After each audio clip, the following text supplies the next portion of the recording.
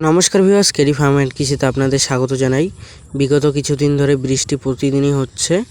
তো এই নতুন বৃষ্টির কারণে ছাগলগুলোর কাশি সর্দি হতে পারে। তো তার জন্য আমি প্রতিদিনই রাতে করে একটু করে সর্ষের তেল ওদের নাকে মুখে শিঙে লাগিয়ে দিচ্ছি, যাতে ঠান্ডাটা বেশি কাবু করতে না পারে। তো আপনারাও তাই করতে পারেন, তাতে ছাগলগুলো অনেক সুস্থ থাকবে। তো আসি মূল কথায়। আজকে আমি ছাগলগুলোকে নিয়ে এসেছি আমাদের বাড়ির পাশে একটু জায়গা আছে, উঁচু জায়গা, সেখানে প্রচুর পরিমাণে জঙ্গল হয়েছে। তাই আমি জঙ্গলে নিয়ে এসে ছেড়ে দিয়েছি ছাগলগুলোকে। ওরা জঙ্গলে খুঁজে খুঁজে খাবার খাচ্ছে। দেখুন, আমি যেহেতু ঘরোয়া পদ্ধতিতে ছাগল পালন করি, আপনারা আগের ভিডিওগুলোতে দেখেছেন আমি মাঠে নিয়ে যাই, মানে যেগুলো পতির জমি থাকে, চাষ হয় না, সেগুলো নিয়ে যাই।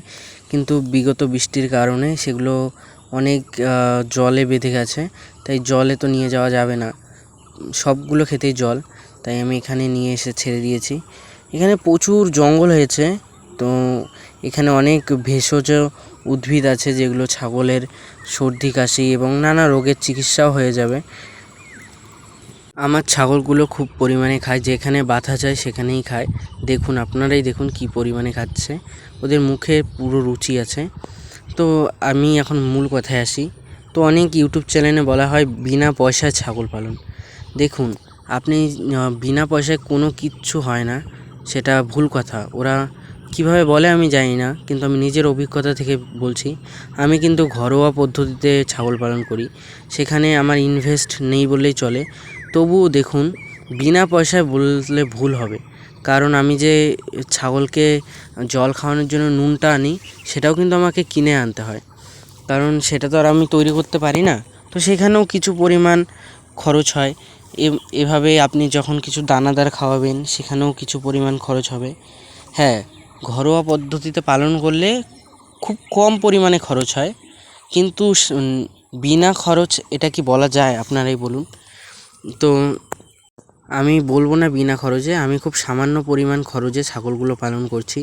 তাতে করে আমার খুব পরিশ্রম দিতে হয়, কারণ আমি তো আর বেশি পরিমাণে ইনভেস্ট করতে পারছি না, কারণ আমি ছাগলগুলোকে সাইলেজও খাওয়াতে পারি না আর দানাদারও খাওয়াতে পারি না খুব পরিমাণে। তার জন্য আমি ঘরোয়া পদ্ধতিতে পালন করি, আর আমার সেখানে পরিশ্রমটা পুরো দিতে হয়।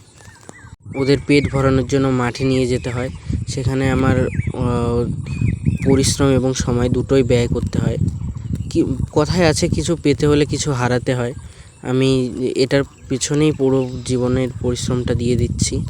জানি না কিছু হবে কি না ভবিষ্যতে, তো চেষ্টা করে যাচ্ছি, কিন্তু আশা করি লাভের মুখ দেখা যাবে। পরিশ্রম করলে অবশ্যই দেখা যাবে। এ দেখুন, আমার সবগুলো ছাগলেরই মুখে রুচি আছে। যাই হোক, সবশেষে বলবো, সামান্য পরিমাণে দেশি ব্ল্যাক বেঙ্গল ছাগল পালন করা যায়, সেটা যে কেউ করতে পারে। তো আজকের ভিডিওটা এই পর্যন্তই। ধন্যবাদ, পাশে থাকবেন এবং লাইক কমেন্ট করবেন।